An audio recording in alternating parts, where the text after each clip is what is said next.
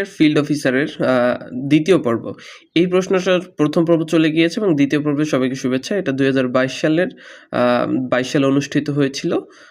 So প্রথম পর্বে 1 থেকে 35 পর্যন্ত গিয়েছিল, এবার 35 থেকে আমরা দ্বিতীয় পর্ব শুরু করছি। নাম্বার 35 বলা হয়েছে উত্তম আশা কি? সঠিক উত্তর হলো বি, উত্তম আশা একটা অন্তরীপের নাম। নাম্বার 36 নাম্বার বলা হয়েছে কোন প্রণালী আফ্রিকা মহাদেশকে ইউরোপ থেকে পৃথক করেছে? সঠিক উত্তর বি, জিব্রাল্টার। কোন প্রণালী আফ্রিকা মহাদেশকে ইউরোপ থেকে পৃথক করেছে? সঠিক উত্তর বি, জিব্রাল্টার। নাম্বার 37 নাম্বার বলা হয়েছে আল জাজিরা কোন দেশভিত্তিক স্যাটেলাইট চ্যানেল? সঠিক উত্তর বি, কাতার। আল জাজিরা কোন দেশভিত্তিক স্যাটেলাইট চ্যানেল? কাতার।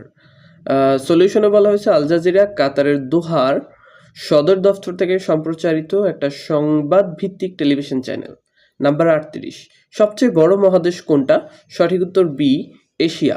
এখানে মহাদেশের একটু ব্যাখ্যা দেওয়া আছে, ব্যাখ্যাগুলো দেখি। সবচেয়ে বড় মহাদেশ যার আয়তন এত, এবং তার এশিয়া মহাদেশ, আফ্রিকা মহাদেশ, উত্তর আমেরিকা মহাদেশ, তারপরে হলো গিয়া দক্ষিণ আমেরিকা মহাদেশ, অ্যান্টার্কটিকা মহাদেশ, ইউরোপ এবং ওশেনিয়া মহাদেশ। গুরুত্বপূর্ণ ব্যাপার হচ্ছে সবচেয়ে প্রথম বড় মহাদেশ কোনটা? এশিয়া। এবং সবচেয়ে ছোট মহাদেশ কোনটা? ওশেনিয়া, সবার শেষে যেটা।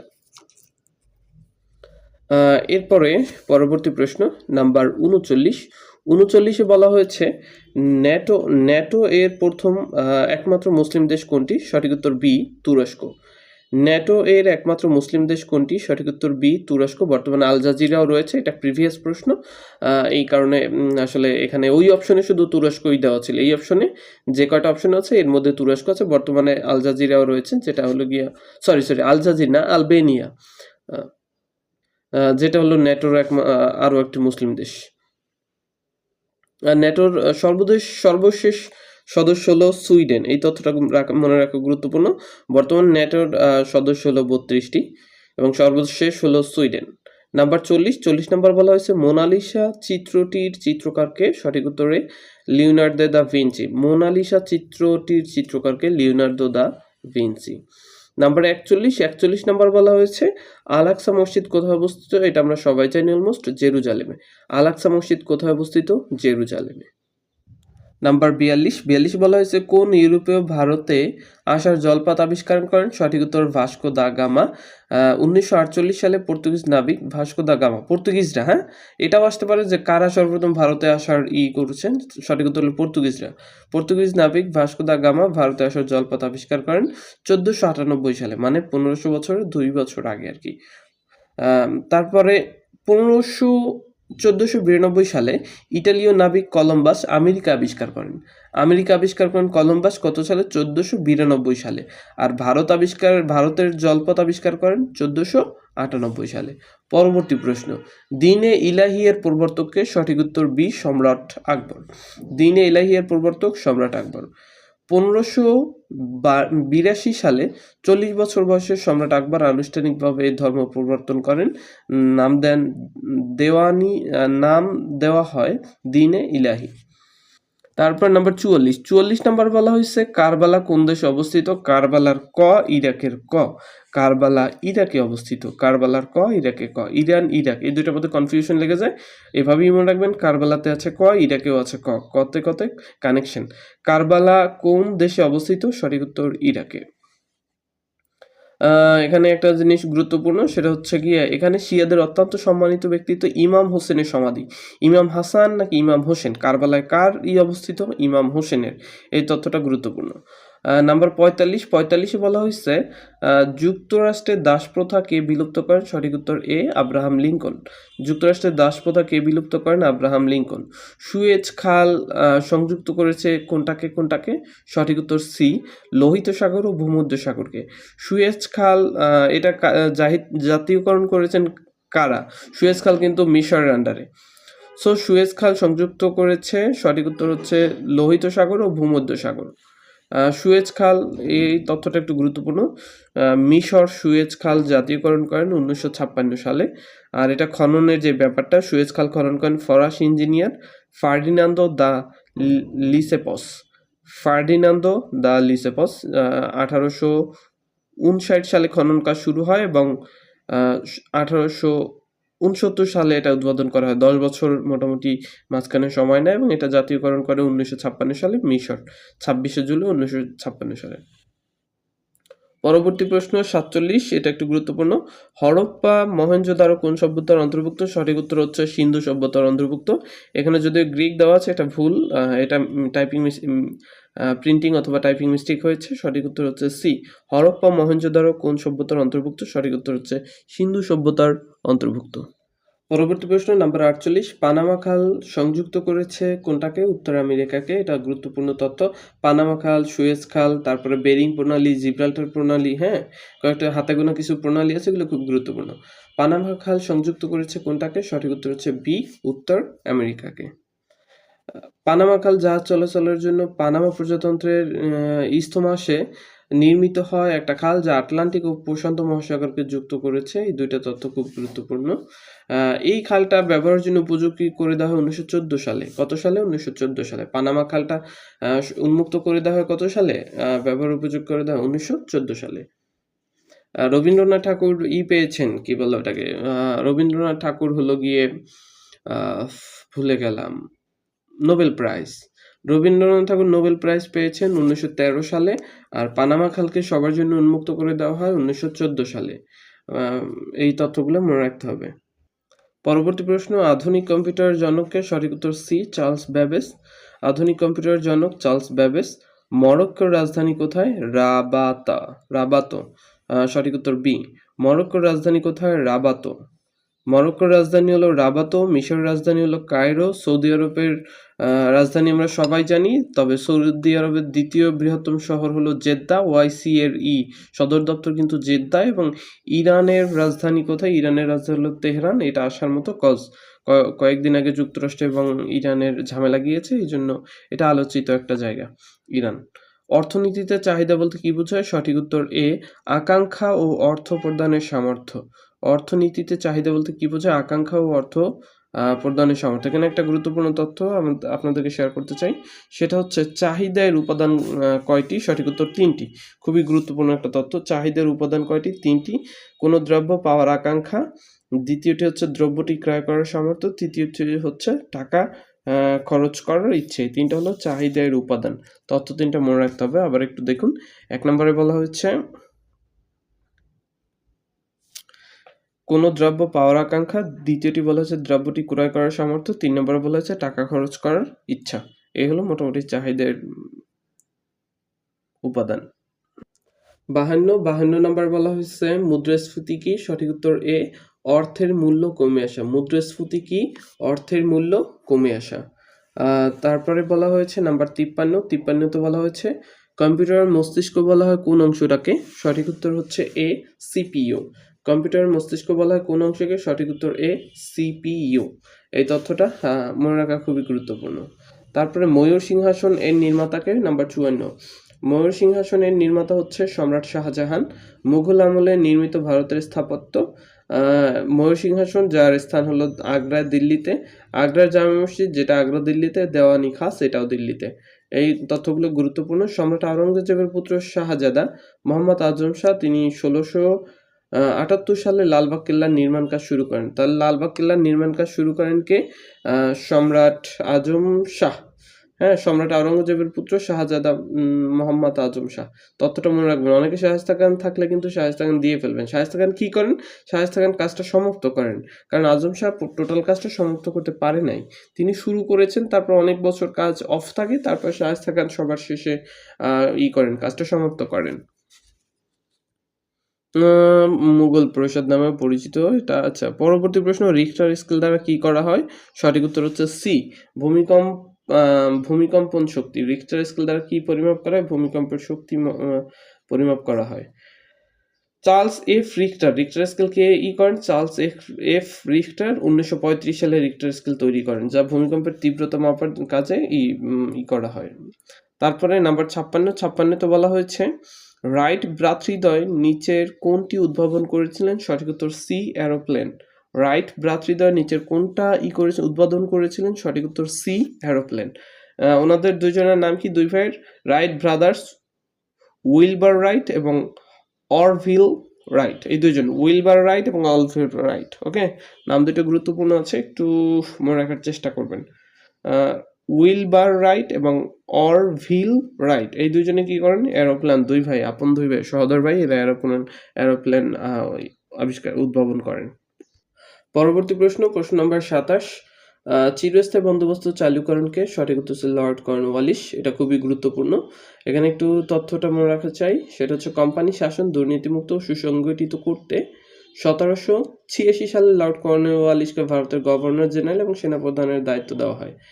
1793 সালে চিরস্থায়ী বন্দোবস্ত বা ভূমি ব্যবস্থা প্রবর্তন করেন। এই তথ্যটা খুব গুরুত্বপূর্ণ। 1793 সালে ভূমি ব্যবস্থাপনা চালু করেন কে? Lord Cornwallis. কত সালে? 1793 সালে। এটা খুবই গুরুত্বপূর্ণ একটা তথ্য। এরপরে পরবর্তী প্রশ্ন নাম্বার 58 নম্বরে বলা হয়েছে কোনটি ভূবেষ্টিত রাষ্ট্র? এটা বেশ কয়েকটা পরীক্ষা এসেছিল। সঠিক উত্তর হচ্ছে নেপাল। নেপাল হলে আমাদের বাংলাদেশের কাছাকাছি একটা রাষ্ট্র, একদম পার্শ্ববর্তী। ভূবেষ্টিত রাষ্ট্র কোনটা? নেপাল। এই তথ্যটা গুরুত্বপূর্ণ। নাম্বার 59, কোন প্রণালী উত্তর আমেরিকা থেকে এশিয়াকে বিচ্ছিন্ন করেছে?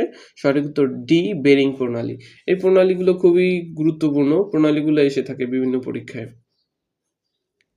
একটু আছে, ব্যাখ্যা আছে। বেরিং প্রণালী পৃথক করেছে এশিয়া থেকে উত্তর আমেরিকাকে এবং সংযুক্ত করেছে উত্তর সাগর এবং বেরিং সাগর। বেরিং উত্তর সাগর এবং বেরিং সাগরকে কি করেছে? সংযুক্ত, পৃথক করেছে আমাদের এশিয়া থেকে উত্তর আমেরিকাকে। এটা গুরুত্বপূর্ণ। হ্যাঁ, নাম্বার 60 নম্বরে বলা হয়েছে ওআইসি এর সদর দপ্তর কোথায়? সঠিক উত্তর হচ্ছে এ, ওআইসি এর সদর দপ্তর হচ্ছে জেদ্দা। সৌদি আরবের দ্বিতীয় বৃহত্তম শহর হচ্ছে জেদ্দা। ঢাকার রাজধানী বাংলাদেশ, ভারতের রাজধানী নয়াদিল্লি, তারপরে হলো গিয়ে ইসের রাজধানী রাশিয়ার রাজধানী মস্কো, তারপরে ইরানের রাজধানী তেহরান, মরক্কোর রাজধানী হলো রাবাতো। এই তথ্যগুলো মনে রাখা খুবই গুরুত্বপূর্ণ। ওকে, এখানে একটু গুরুত্বপূর্ণ আরো একটু তথ্য আছে, সেটা হচ্ছে 1969 সালে 25শে সেপ্টেম্বর ওআইসি গঠন হয়। কত সালে? 1969 সালে। কিসের প্রতিবাদে? ইসরায়েলরা মসজিদে আসলে আকসায় আগুন দেওয়া হয়, সেই আগুন দেওয়ার প্রতিবাদে মুসলিম বিশ্ব সবাই মিলে একটা দল গঠন করে, যার পূর্ববর্তী নাম ছিল ইসলামী সম্মেলন সংস্থা। ইসলামী সম্মেলন সংস্থা, যেটা 2011 সালে যার নাম চেঞ্জ করা হয়, দেওয়া হয় অর্গানাইজেশন অফ ইসলামিক কনফারেন্স। এর বাংলা অর্থ হলো ইসলামী সহযোগী সংস্থা। বর্তমান নাম কি? ইসলামী সহযোগী সংস্থা। পূর্বের নাম ছিল ইসলামী সম্মেলন সংস্থা। ওকে, আর একটা ব্যাপার হচ্ছে ওআইসি এর মহাসচিবের মেয়াদকাল বর্তমান হলো 5 বছর, পূর্বে ছিল 4 বছর। বর্তমানে কয় বছর ওআইসি এর মহাসচিবের মেয়াদ? 5 বছর। এর অফিসিয়াল ভাষা হলো আরবি, ইংরেজি এবং ফ্রেঞ্চ। আরবি, ইংরেজি এবং ফ্রেঞ্চ। এই তথ্যগুলা মনে রাখার জন্য মনে রাখা খুবই গুরুত্বপূর্ণ। পরবর্তী নম্বর প্রশ্ন 61 নম্বরে বলা হয়েছে শেষের কবিতা কি ধরনের গ্রন্থ? শেষের কবিতা কি ধরনের গ্রন্থ? সঠিক উত্তর বি, উপন্যাস। 1929 সালে যেটা প্রকাশিত এবং এটা প্রবাসী পত্রিকা 1928 সাল থেকেই ছাপা হয়। রবীন্দ্রনাথ ঠাকুরের একটা বিখ্যাত উপন্যাস শেষের কবিতা। এখানে একদম উপরে একটু তাকায় খেয়াল করুন, এখানে লেখা উল্লেখযোগ্য চরিত্র কে কে ছিলেন? অমিত, কেতকী, লাবণ্য এবং শোভনাল। এটা হলো শেষের কবিতার চরিত্রগুলো মনে রাখা একটু খুবই গুরুত্বপূর্ণ। পরবর্তী প্রশ্নতে বলা হয়েছে ভূত শব্দের বিপরীত শব্দ কি? সঠিক উত্তর হচ্ছে এ, ভবিষ্যৎ। ভূত মানে কি? ভবিষ্যৎ। তারপরে হলো গিয়ে নাম্বার 63 নম্বরে বলা হয়েছে কপর্দক্ষিণ মানে কি? সঠিক উত্তর হচ্ছে বি, নিঃস্ব। কপর্দক্ষিণ মানে কি? নিঃস্ব। নাম্বার 64 ভানু সিংহ কার ছদ্মনাম? সঠিক উত্তর হচ্ছে এ, ভানু সিংহ রবীন্দ্রনাথ ঠাকুরের ছদ্মনাম। ভানু সিংহ কার ছদ্মনাম? রবীন্দ্রনাথ ঠাকুরের ছদ্মনাম। এখানে আরো কিছু ছদ্মনাম আছে যেটা স্কিপ করা মোটেও উচিত হবে না। সেটা হচ্ছে প্রথম প্রমোদ চৌধুরীর ছদ্মনাম হলো বীরবল। মোহতলাল মজুমদারের ছদ্মনাম হচ্ছে কৃত্তিবাস ওঝা এবং সত্যসুন্দর দাস। মোহতলাল। শরৎচন্দ্র চট্টোপাধ্যায়ের ছদ্মনাম হচ্ছে অনিলা দেবী। তার আরও একটা ছদ্মনাম আছে, সেটা এই মুহূর্তে মনে পড়ছে না। ও হ্যাঁ, শরৎচন্দ্র চট্টোপাধ্যায়ের একটা ছদ্মনাম না, উপাধি রয়েছে, সেটা হচ্ছে অপরাজেয় কথাশিল্পী। এটা মনে রাখতে হবে। হ্যাঁ, অপরাজেয় কথাশিল্পী। এরপর নাম্বার 65 নম্বরে বলা হয়েছে সংশয়ের বিপরীত শব্দ কি? নাম্বার 65 সংশয়ের বিপরীত শব্দ হলো নাম্বার বি, প্রত্যয়। কোন বানানটি সঠিক? সঠিক উত্তর এ, অতিথি। অ তয়রসিকার থয়রসিকার অতিথি। তারপর নাম্বার ৬৭তে বলা হয়েছে ত্রিফলা কোন সমাস? সঠিক উত্তর হচ্ছে দ্বিগু সমাস। ত্রিফলা কোন সমাস? সঠিক উত্তর হচ্ছে দ্বিগু সমাস। পরবর্তী প্রশ্ন ৬৮ নাম্বার বলা হচ্ছে পাইবার ইচ্ছা। এখানে অপশনে সঠিক উত্তর নেই। পাইবার ইচ্ছা এটাকে বলা হয় ইপসা, লাভ করার ইচ্ছা এটাকে বলা হয় লিপসা, ভোজনের ইচ্ছা এটাকে বলা হয় বুভুক্ষা। জানিবার ইচ্ছা এক কথায় বলা হয়, এক কথায় কি বলা হয়? সঠিক উত্তর ডি, জিজ্ঞাসা। জানিবার ইচ্ছা এক কথায় কি বলা হয়? জিজ্ঞাসা। গাছ থেকে ফল পড়ে কোন কারক? গাছ থেকে ফল পড়ে এটা কোন কারক? খুবই গুরুত্বপূর্ণ তথ্যটা। সঠিক উত্তর হচ্ছে এ, অপাদান কারক। গাছ থেকে ফল পড়ে কোন কারক? অপাদান কারক। কোন কিছু থেকে বিচ্যুত, গৃহীত, জাত, বিরত, দুর্ভীত এবং যা দেখে কেউ ভীত হয় এই ধরনের জিনিসকে বলা হয় অপাদান কারক। সুলোচন, এখান দেখুন সু একটা জিনিস আর লোচন একটা জিনিস। লোচন মানে হলো চোখ, তার মানে সুলোচন হলো কি যার যার চোখ সুন্দর। সঠিক উত্তর এ। সুলোচন মানে কি যার চোখ সুন্দর। নাম্বার ৭২ বলেছে ধূমকেতু কার ছদ্মনাম? সঠিক উত্তর বি, কাজী নজরুল ইসলাম। কাজী নজরুল ইসলামের ছদ্মনাম ধূমকেতু, কহনল মিশ্র, রূপকার এবং বুলবুল। কহনল মিশ্র খুবই আনকমন একটা নাম, হ্যাঁ, এটা কিন্তু সচরাচর সব জায়গায় সব বইয়ে সব তথ্যে পাওয়া যায় না, সো এটা গুরুত্বপূর্ণ আছে, একটু মনে রাখতে হবে। হ্যাঁ, কহনল মিশ্র, রূপকার, তারপর বনবুলবুল। রবীন্দ্রনাথ ঠাকুরের ছদ্মনাম ভানু সিংহ, জসীমউদ্দিনের ছদ্মনাম জসীমউদ্দিন মোল্লা এবং গোলাম মোস্তফার উপাধি ছিল কাব্য সুধাকর। খুবই গুরুত্বপূর্ণ, ইসলামী ব্যাংকের পরীক্ষায় এটা আসার মতো। গোলাম মোস্তফার উপাধি কি? কাব্য সুধাকার। তারপরে নাম্বার ৭৩ নম্বরে বলা হয়েছে সারমেয়। সারমেয় শব্দের অর্থ কি? সঠিক উত্তর ডি, কুকুর। সারমেয় মানে কি? বিড়াল, হরিণ, বাঘ, কুকুর। কুকুর। বাংলা সাহিত্যে নোবেল বিজয়ীকে এটা সবাই জানি আমরা, রবীন্দ্রনাথ ঠাকুর। কত সালে? ১৯১৩ সালে। রবীন্দ্রনাথ ঠাকুর ১৯১৩ সালে নোবেল পুরস্কার পান। উল্লেখ্য গীতাঞ্জলি রবীন্দ্রনাথ ঠাকুরের ১৫৭টি গানের সংকলন। এটার ইংরেজি নাম হলো সং অফারিংস। এই সং অফারিংসের জন্যই তিনি মূলত নোবেল পুরস্কার পান। নাম্বার ৭৫ নম্বরে বলা হয়েছে ছন্দের জাদুকরকে? সঠিক উত্তর বি, স্বতন্ত্রনাথ দত্ত। ছন্দের জাদুকরকে? স্বতন্ত্রনাথ দত্ত। স্বতন্ত্রনাথ দত্তের উপাধি ছিল ছন্দের জাদুকর। রবীন্দ্রনাথের উপাধি বিশ্বকবি, কবিগুরু। শরৎচন্দ্রের উপাধি ছিল অপরাজেয় কথাশিল্পী। মহতলাল মজুমদারের ছিল কৃত্তিবাস ওঝা এবং সত্যসুন্দর দাস। কৃত্তিবাস ওঝা এবং সত্যসুন্দর দাস। নাম্বার ৭৬ বলা হয়েছে আমপাড়ার কাব্য অনুবাদ করেন কে? আমপাড়ার কাব্য অনুবাদ করেন কে? সঠিক উত্তর হচ্ছে বি, কাজী নজরুল ইসলাম। আমপাড়ার কাজী নজরুল ইসলামের পবিত্র কুরআনের ৩০তম পাড়ার ৩০ পাড়ার পদ্য অনুবাদ। সব্যসাচী অর্থ কি? সব্যসাচী মানে হলো যার হাত দুই হাত একসাথে চলে, তাকে বলা হয় সব্যসাচী। সব্যসাচী অর্থ কি? যার দুই হাত সমান তালে চলে। নাম্বার সি, বাংলা ভাষার আদিরূপ কি? অনেকেই বলবে চর্যাপদ, বাট আদি রূপ বলা হয়েছে। বাংলা ভাষার আদিরূপ হলো প্রাকৃত। বাংলা ভাষার আদিরূপ কি? সঠিক উত্তর হচ্ছে প্রাকৃত। আর এটা হলো আদি নিদর্শন। হ্যাঁ, তাহলে বাংলা ভাষার আদিরূপ কি? প্রাকৃত। ভুলেও চর্যাপদ টাচ করা যাবে না। বাংলা ভাষার আদি নিদর্শন হচ্ছে চর্যাপদ, আদি রূপ হলো প্রাকৃত। যে আগের রূপটা কি ছিল বাংলা ভাষার আগে। ওকে, এই ছিল মোটামুটি দ্বিতীয় পর্ব। তৃতীয় পর্বতে আমরা পরবর্তী একদম শেষ করে দিব। তৃতীয় পর্ব দেখার জন্য সবাইকে আমন্ত্রণ জানাচ্ছি। আসসালামু আলাইকুম।